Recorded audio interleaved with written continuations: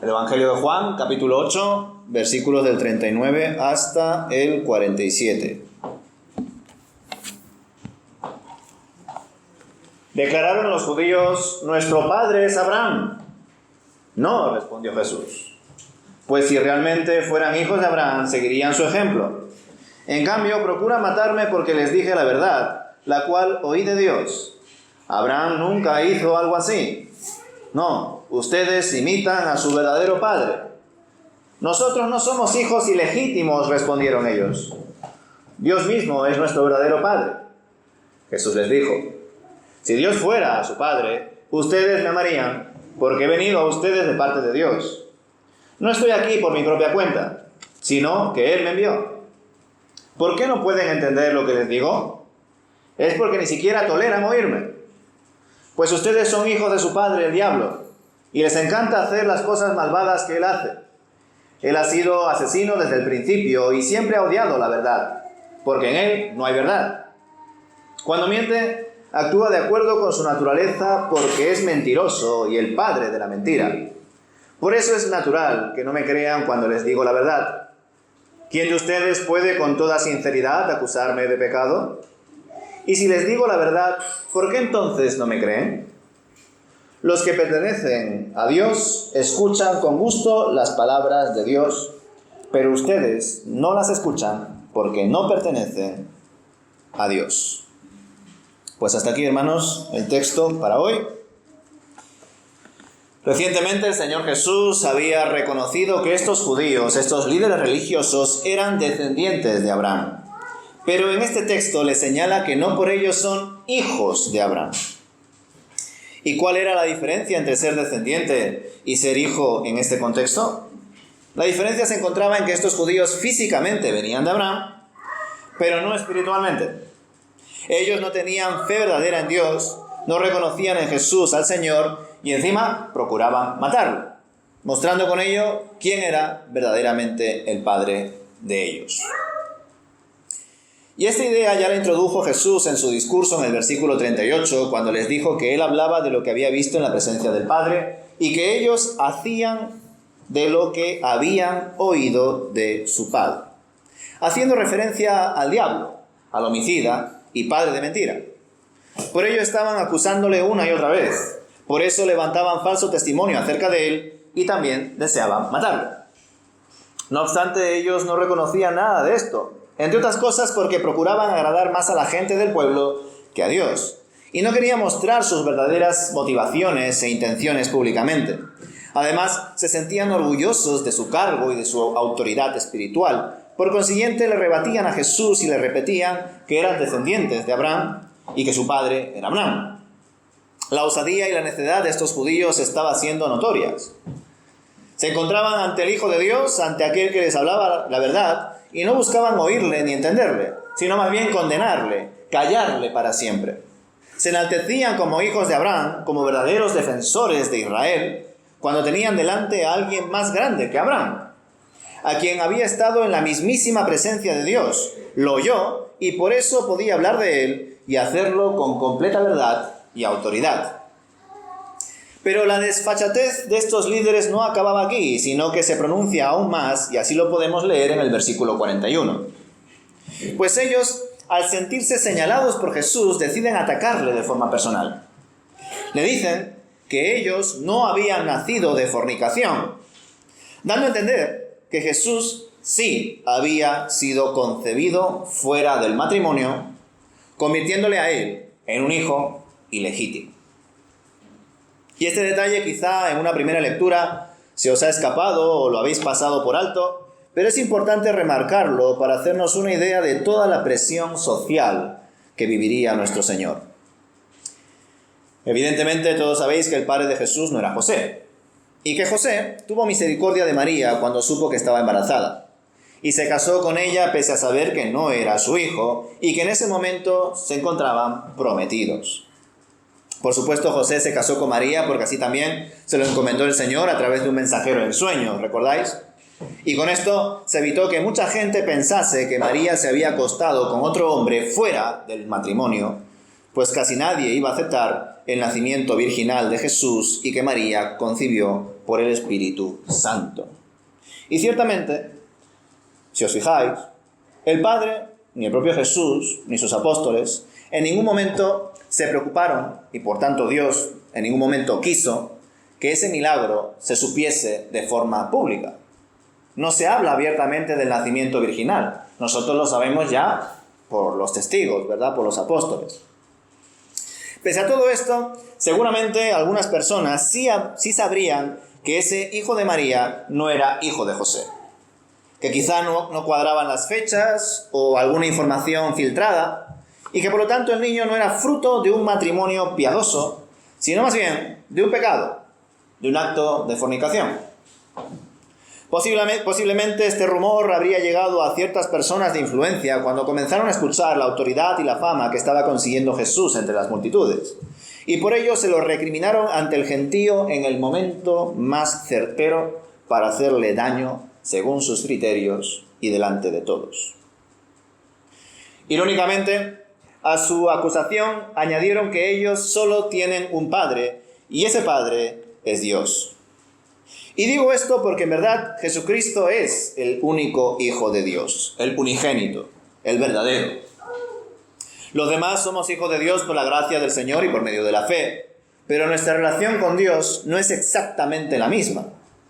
Por eso también se usa la ilustración de que hemos sido adoptados como sus hijos. No solamente que hemos nacido de nuevo, sino que también hemos sido adoptados por Él. Por supuesto, estos judíos estaban cegados espiritualmente y solo les movía el odio y su orgullo personal a la hora de quedar por encima de posibles candidatos al poder, como en aquel tiempo ellos supondrían que sería Jesús, viéndole como un joven rabí que hacía milagros y prodigios. A estos líderes no les interesaba el reino de Dios y su justicia. Dios solo era un nombre, una excusa para hacer de las suyas. Y la prueba de ello, de que Dios era un medio para ellos y no un fin, es que no lo conocían de verdad, no tenían una relación con Él. Ellos oraban consigo mismos y no con el Señor. Y todas las fiestas, cultos y sacrificios eran para mantener sus estatus, sus privilegios, sus influencias, y no para honrar y dar gloria al verdadero Dios. Tal y como le responde Jesús, si de verdad fuesen hijos de Dios, le amarían, le reconocerían, le escucharían. Pero no lo hacían porque no eran de Dios. Jesucristo procede de Dios y ha sido enviado por Él para cumplir con la misión, y estos judíos ni deseaban descubrir cuál era su identidad, ni tampoco meditaban en las señales de su obra redentora. Directamente se negaban a verle y escucharle, aunque lo tuviesen delante, recibiendo sus enseñanzas y hablándoles cara a cara. ¿Y por qué no le entendían? ¿Por qué no le recibían? Pues por la condición que tenían. Ellos no eran hijos de Dios, sino que eran hijos del diablo. Y finalmente así se lo confiesa el Señor, sin paliativos, de forma directa. Y aún así estos líderes no reaccionaban, no querían oír, preferían escuchar sus propias mentiras y reforzarlas con el fin de mantenerse en su propia maldad, en su deseo de liderar, aunque eso implicase la muerte de un inocente, y eso que muchos de ellos también lo veían como un culpable. Tal era la depravación de estos hombres que se creían sus propias mentiras, se autojustificaban y se creían defensores de Dios.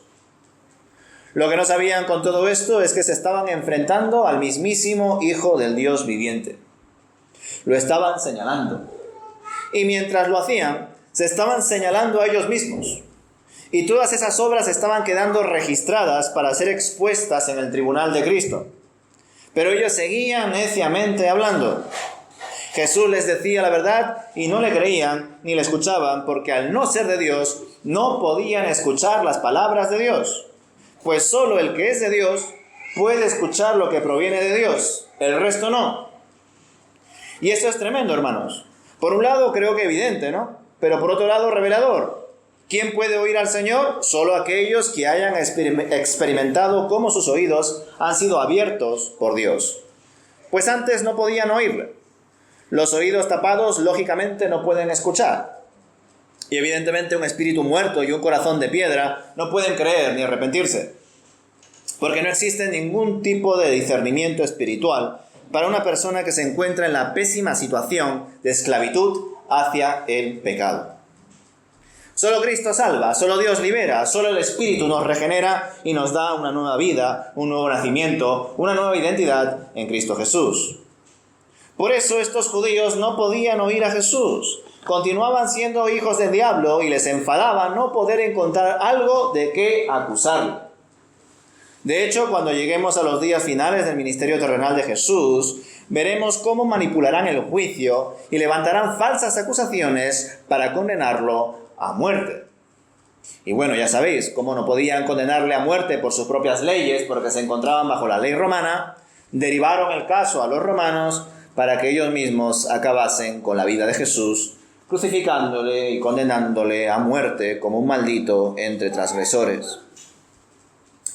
Con todo, estos judíos continuaron en su línea. Se encontraban ante el Hijo de Dios, diciendo ellos que eran de Dios. Se encontraban ante alguien mayor que Abraham y ellos se enorgullecían de ser descendientes de Abraham. Se encontraban ante la verdad y la vida y ellos buscaban levantar falso testimonio y procuraban matarle. Irónico, a la par de poético, ¿verdad? Y encima, como si a todo esto algo más le hiciese falta, el próximo domingo veremos cómo estos hijos del diablo cometen la blasfemia de decirle al Señor lo siguiente: demonio tienes. Qué atrevida es la ignorancia y la necedad. Decir todo esto delante del que es nada más y nada menos que la verdad. Y bueno, hermanos, a la hora de reflexionar en estos versículos y buscar su aplicación para nuestra vida, cabe preguntarse hoy lo siguiente: ¿quiénes son los hijos del diablo en la actualidad? ¿Qué pensáis? Si yo os pregunto por ¿quiénes son los hijos del diablo hoy? ¿Son solo aquellos que cometen pecados muy graves? ¿Asesinos, políticos muy corruptos, genocidas? ¿Acaso somos parecidos a los católicos? De ninguna manera, ¿verdad? Que piensan que hay una especie de escala de pecados más graves y pecados menos graves. Nosotros no lo pensamos así, creo. Es más, ellos en su afán de agradar a las masas llegan incluso a decir que en el fondo todos somos hijos de Dios. Todos somos hijos de Dios. Algunos hasta han llegado a afirmar que al final todos nos salvaremos.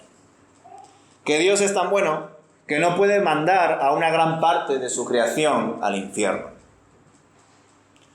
Qué ideas para más contrarias a la Biblia, ¿verdad? Donde más bien se nos enseña que muy pocos serán los que hay en el camino que lleva a la vida. Muy pocos.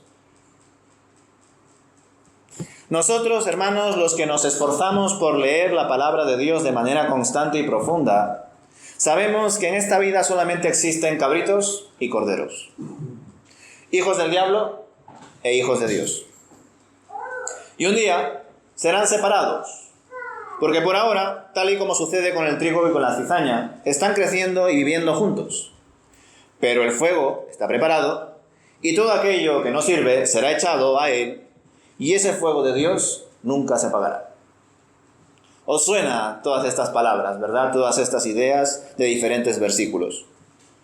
Pero bueno, no es necesario ir a textos de diferentes autores, aunque siempre nos va a dar más perspectiva, claro está. Y digo lo anterior porque a la hora de formularnos una pregunta en relación a un pasaje, a un texto, es muy positivo buscar la respuesta, si es posible, en un texto que provenga del mismo autor. Aunque ya sabemos que de fondo siempre es el mismo autor, el Espíritu de Dios inspirando su santa palabra. Y el texto, hermanos, que de forma más clara nos habla acerca de los hijos de Dios y de los hijos del diablo, se encuentra en 1 de Juan, capítulo 3. Y permitidme leer solamente de 1 de Juan, capítulo 3, los versículos del 6 al 11 en la versión textual. Ya que con estas palabras creo que es más que suficiente. Dice así: todo el que permanece en él no peca. Todo el que continúa pecando no lo ha visto ni lo ha conocido. Hijitos, nadie os engañe. El que practica la justicia es justo, como él es justo. El que practica el pecado procede del diablo, pues el diablo peca desde un principio. Para esto fue manifestado el Hijo de Dios, para que destruyera las obras del diablo. Todo el que es nacido de Dios no practica el pecado, porque la simiente de Dios permanece en él y no puede pecar, pues es nacido de Dios. En esto son reconocidos los hijos de Dios y los hijos del diablo. Todo aquel que no practica la justicia no es de Dios. Tampoco aquel que no ama a su hermano, porque este es el mensaje que oísteis desde un principio, que nos amemos unos a otros. Con estas palabras concluimos que todos nosotros fuimos en otro tiempo hijos del diablo, hijos de oscuridad, esclavos del pecado. ¿Por qué? Porque practicábamos el pecado, no teníamos conciencia de él, no buscábamos a Dios y a su justicia por encima de todo, y no lo hacíamos porque vivíamos bajo nuestros propios criterios, porque todos nacemos en pecado, bajo un mundo de depravación humana, un mundo caído, liderado por el diablo, y encima con el pecado en nosotros mismos como una semilla y una maldición puesta en nosotros desde la caída en el Edén. Pero aún así, aún con esa situación pero que tan crítica, por la gracia de Dios, los que ahora somos hijos suyos, pues hemos sido rescatados por Él, por su gracia, por su poder. Ya no vivimos en la oscuridad, sino que ahora somos hijos de luz. Ya no somos esclavos, sino que ahora somos libres. O mejor dicho, vamos experimentando la libertad más y más, conociendo de Jesús, conociendo su palabra, porque la verdad nos hará libres. Y además, somos sus hijos, hijos de Dios. Ya no somos como antes, ya no practicamos el pecado, solo caemos en él de vez en cuando y pese a ello, seguimos formando parte del Señor y Él nos limpia una y otra vez cuando confesamos nuestro pecado, cuando nos arrepentimos, cuando vamos a su presencia rogándole. Él nos limpia una y otra vez como un pastor que ama a sus ovejas, las cuida y las protege de todo mal y no puede perder ni a una sola de ellas. Fijaos cómo estábamos antes y cómo estamos ahora por la gracia de Dios. Y cómo estaremos plenamente cuando el Señor haya terminado su obra en nosotros. Ya sabéis, lo que el Señor empieza en nosotros, Él lo termina. En cada uno de nosotros, al detalle, al milímetro, Él acabará su obra. Ciertamente para muchos de nosotros nos puede sonar impactante decir esto de que en otro tiempo éramos hijos del diablo, ¿verdad? Como que no suena bien. De hecho, quizá alguno que otro, no solamente aquí, sino en otros lugares, pese a ser creyente, dirá, ¿cómo que yo he sido hijo del diablo? Quizá no le han expuesto de forma tan clara, desde mi punto de vista, que en esta vida solamente hay cabritos y corderos, esclavos y libres, hijos del diablo o hijos de Dios. Nada más. Y por eso, pues ciertamente creo que nos puede sonar algo impactante esto de que hemos sido hijos del diablo. Podemos llegar a aceptar eso de que estábamos muertos espiritualmente y que éramos esclavos del pecado, aunque no todos lo hacen tampoco. Pero la realidad de que antes éramos enemigos de Dios, hijos del enemigo, hijos del padre de mentira, del diablo, del acusador, de Satanás, eso nos cuesta más. ¿Y sabéis por qué? Bueno, porque popularmente a lo largo de la historia, especialmente en la Edad Media, muchas personas le dieron excesivo protagonismo y dominio al diablo con el fin de controlar a las masas, monopolizar la fe y obtener control, poder. Mucha gente, incluso hoy en día, piensa en Satanás como un ser poderoso, rey de las tinieblas, y que si existe un infierno, allí estará él haciendo de las suyas. Y como vosotros ya sabéis, pues nada más lejos de la realidad. En el infierno Satanás será uno más, no tendrá poder sobre nadie, ni podrá generar más oposición para Dios, pues el tiempo se habrá acabado para él, y también para todos aquellos que se hayan quedado en esa situación de hijos del diablo.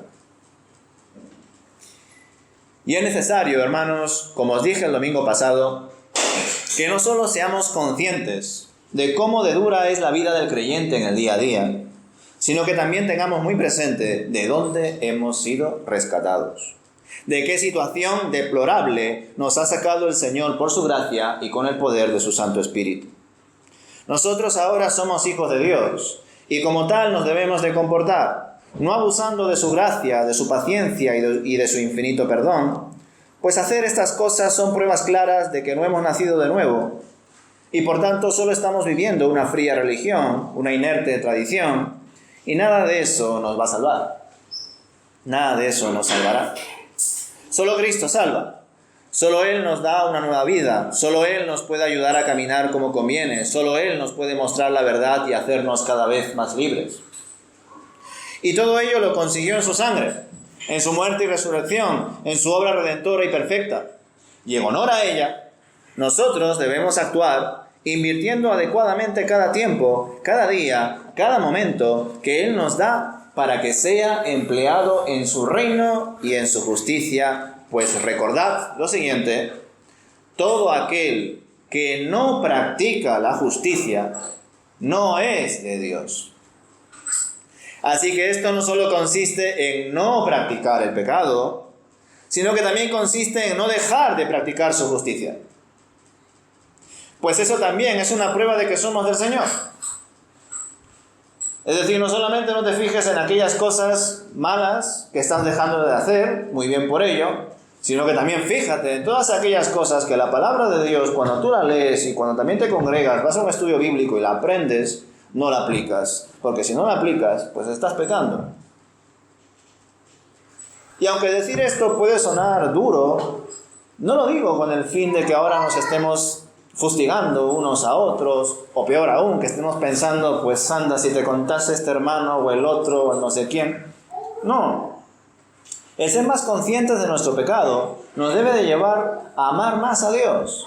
¿Por qué? Porque aun siendo pecadores, Cristo nos ama. Aun siendo enemigos de Dios en otro momento, Cristo murió por nosotros. Y ahora somos sus hijos. Somos amigos de Dios. Por lo tanto, qué importante es, hermanos, ver la vida así, ser conscientes de que la vida del creyente es dura, claro que sí, hay que tomar la cruz y caminar con ella, y eso es difícil, pero también de qué situación más miserable el Señor nos ha sacado. Donde yo no era libre en absoluto, donde yo estaba condenado, donde yo estaba muerto espiritualmente, donde yo no tenía conciencia de ti, ni del pecado, ni de nada, de ahí me ha sacado tu Señor. Algunos, por la gracia de Dios, les ha sacado muy pronto, muy jóvenes, incluso quizá niños.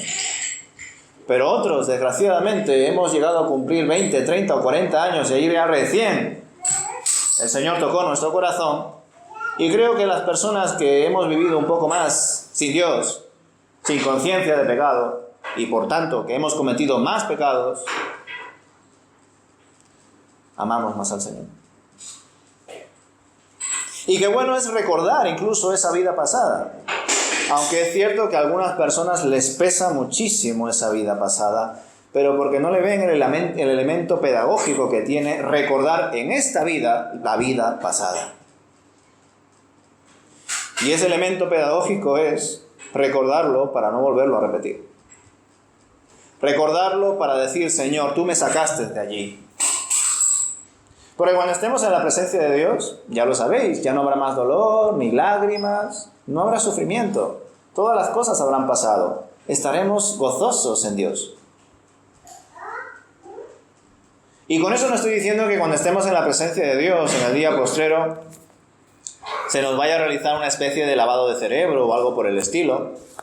Por supuesto, no tengo la respuesta ni para afirmarlo, ni tampoco para decir que vamos a acordarnos absolutamente de todo, pero sí creo que en general, si mantendremos nuestra identidad, porque Dios así lo quiere, y Él sabe cuál es exactamente nuestra identidad en profundidad, si en ese momento recordamos la vida pasada, la recordaremos con justicia, con amor, dando gloria a Dios.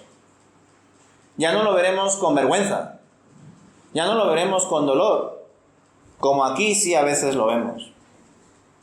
Y es normal, hemos sido hijos del diablo.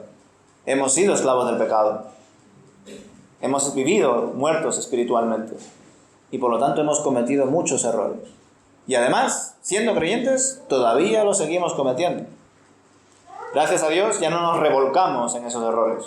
Gracias a Dios ya tenemos cierto discernimiento de nuestros errores, de nuestros pecados, y también en algunos casos disponemos de amigos, familiares y hermanos en la fe en una iglesia que nos aconsejan, que nos guían, que nos escuchan, que nos acompañan, que nos exhortan, para que podamos ser cada uno de nosotros más como Cristo. Porque ese es el objetivo, ser como Él. Así que quedaos con esto también, hermanos. Todo aquel que no practica la justicia no es de Dios. Así que esto no solo consiste en no practicar el pecado, en no caer en él, sino que también consiste en no dejar de practicar su justicia. Pues eso también es prueba de que somos del Señor. Que nuestro Dios y Padre nos ayude a seguir comprendiendo su Evangelio y su palabra. Amén.